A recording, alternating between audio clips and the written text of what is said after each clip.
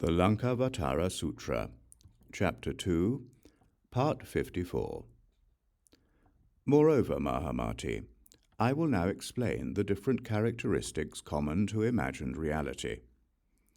By becoming versed in distinguishing the different characteristics common to imagined reality, you and the other bodhisattvas will be able to free yourselves from projections and attain the personal realization of Buddha knowledge and an insight into the paths of other practitioners. You will also understand how to put an end to projections of grasping and what is grasped, and no longer project an imagined reality upon the various characteristics of dependent reality.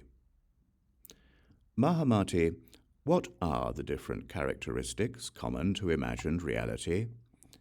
They include the projection of words, the projection of the objects of words, the projection of characteristics, the projection of value, the projection of self-existence, the projection of causes, the projection of views, the projection of reasoning, the projection of arising, the projection of non-arising, the projection of continuity, and the projection of bondage and emancipation.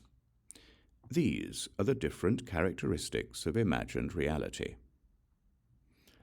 Mahāmati, what is the projection of words? This refers to attachment to the pleasure from the various sounds of beautiful speech and song. This is what is meant by the projection of words. Mahāmati, what is the projection of the objects of words? This refers to how the projection of words arises in dependence on the self-existence of the objects of words and on what is realized by Buddha knowledge.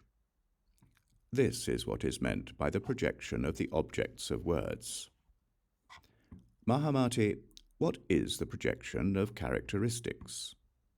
This refers to the projection of the existence of characteristics such as solidity, moisture, warmth, and movement onto the objects of words to which one is attached as if to a mirage. This is what is meant by the projection of characteristics.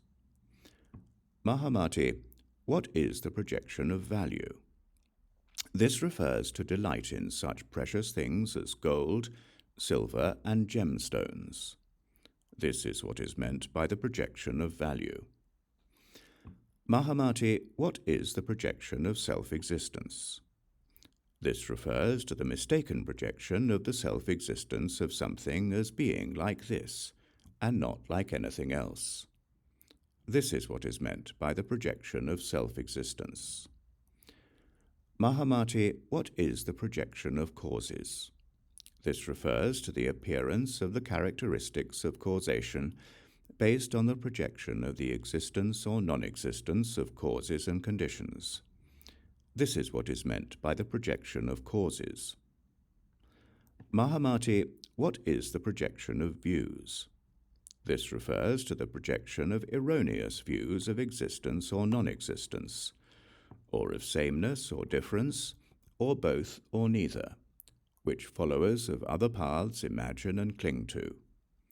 This is what is meant by the projection of views. Mahāmati, what is the projection of reasoning? This refers to arguments whose logic and conclusions involve conceptions of a self or what belongs to a self.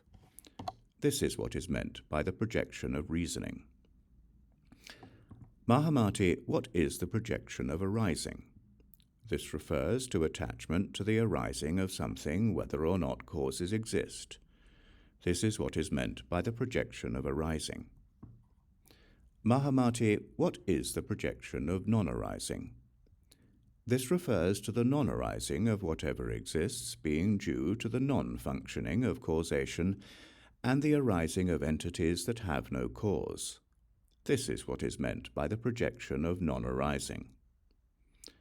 Mahāmati, what is the projection of continuity? This refers to something that continues between one thing and another, like a golden thread. This is what is meant by the projection of continuity. Mahāmati, what is the projection of bondage and emancipation?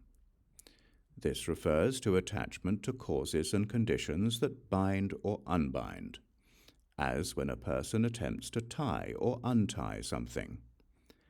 This is what is meant by the projection of bondage and emancipation. These are the different characteristics common to imagined reality, to which all foolish beings are attached as existing or not existing. Mahāmati, what those attached to dependent reality are attached to is the self-existence of the projections of the objects to which they are attached. Although they appear like so many illusory entities, foolish beings imagine them as different from illusions. Mahāmati, the illusions and the objects are neither separate nor not separate. If they were separate, the illusions would not be the cause of the objects.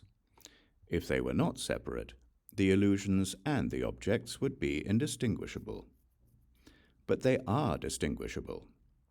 Hence they are neither separate nor not separate.